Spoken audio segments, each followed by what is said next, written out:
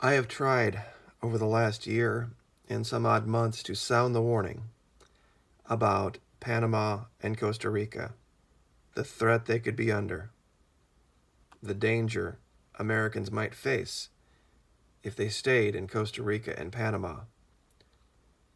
Well, now it's been announced that Nicaragua, Daniel Ortega being the president, has authorized the entry of Cuban and Venezuelan troops. I can't understand any reason why they would want Venezuelan troops in Nicaragua other than to put the screws to Costa Rica and Panama. When we look at the map and we see how this plays out strategically, with Obrador set to take power in Mexico, Nicaragua being right here on the northern border, Ecuador has supported Venezuela, so has Cuba up here. So we have Venezuela here, they have an ally here, now they have troops here. They also have an ally here. And now they have an ally in Mexico. It's happening subtly, but they are putting pieces in place. Like I said, the day and date of something like this, perhaps they don't even know yet, but they are definitely doing something. They are up to something in this region, and they are putting military assets in places, not randomly and not haphazardly. I've checked it out on 2 different sites that NTN 24 has this exact same story. Nicaragua authorized entry of troops from Cuba, Venezuela, and other countries amid protests. They're saying it's for humanitarian purposes to help quell the protests, which is a bunch of horseshit. There's no freaking way. They would send troops from Venezuela. The majority of Parliament of Nicaragua authorized on Friday the entry of foreign troops and media between July and December 2018 for humanitarian purposes, although the opposition considered it imprudent amid the repression against anti-government protests. The Congress endorsed, with the support of 73 pro-government deputies and the rejection of 15 opponents, the entry of 230 troops with Russian air and naval means to participate in exercises against drug trafficking. The parliament also authorized the arrival of 160 troops from Mexico, Cuba, and Venezuela.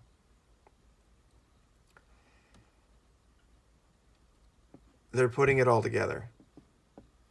I've not covered this in this way for quite a while, but it's been on my mind. They're not going to let that canal remain in the hands of the Panamanians. I promise you this.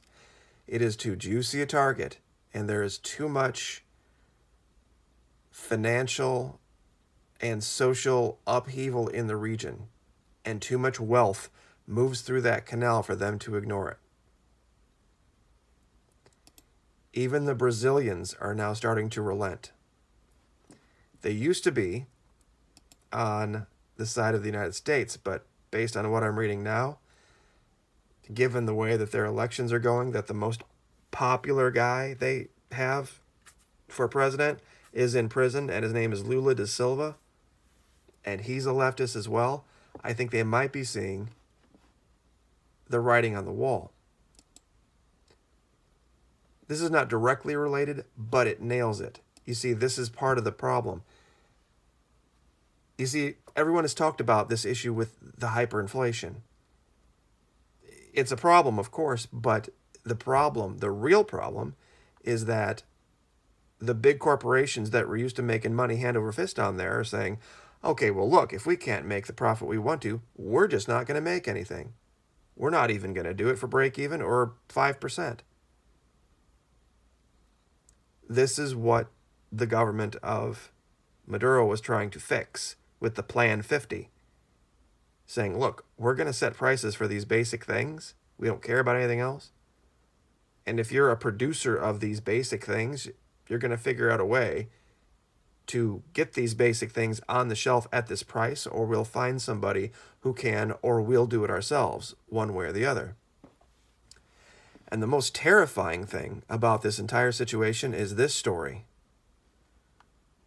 There's a guy in Washington right now talking about a post-Maduro government and his plans for it. And this is 30 June 2018, which means that there are people now in the work that are out there still with designs on what Venezuela will look like after Maduro leaves.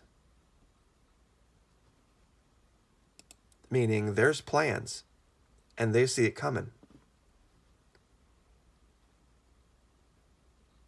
Now I'm going to leave with something that seems like it's not related, but it is.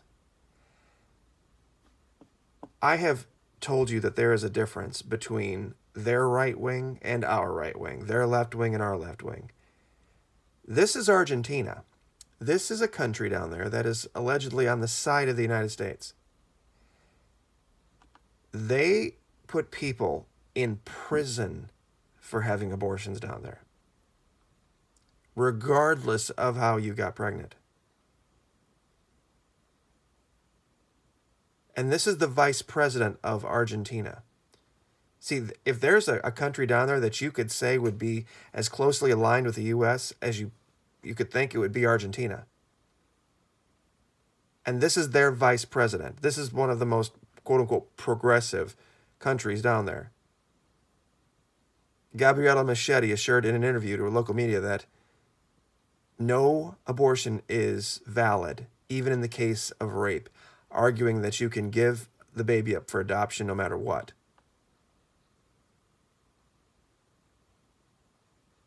That they value life down there to the extent that they have a more conservative attitude than even the Pope does.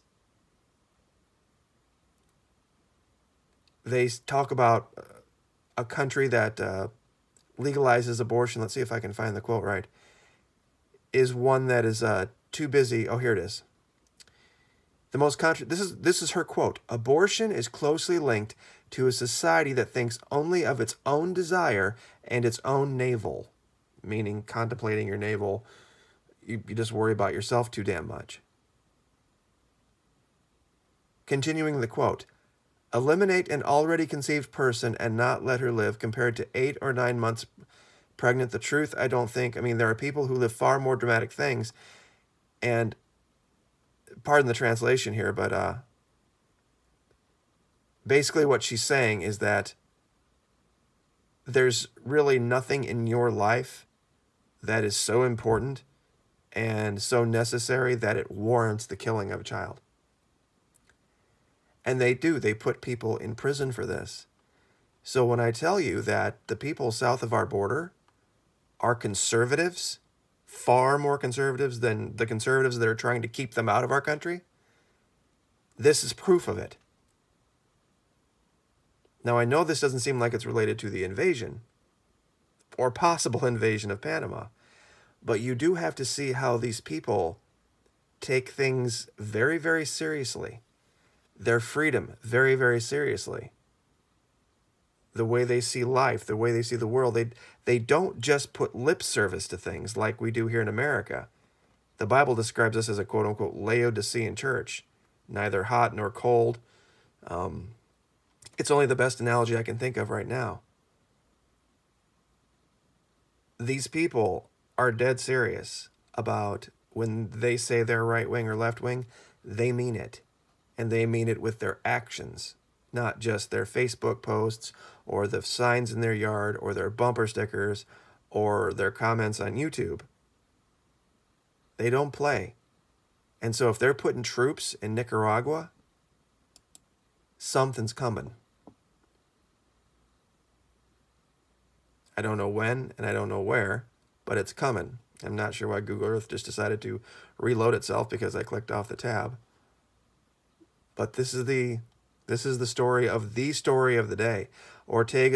Daniel Ortega's government in Nicaragua has authorized the entry of troops from Cuba, Venezuela, and Mexico into his country.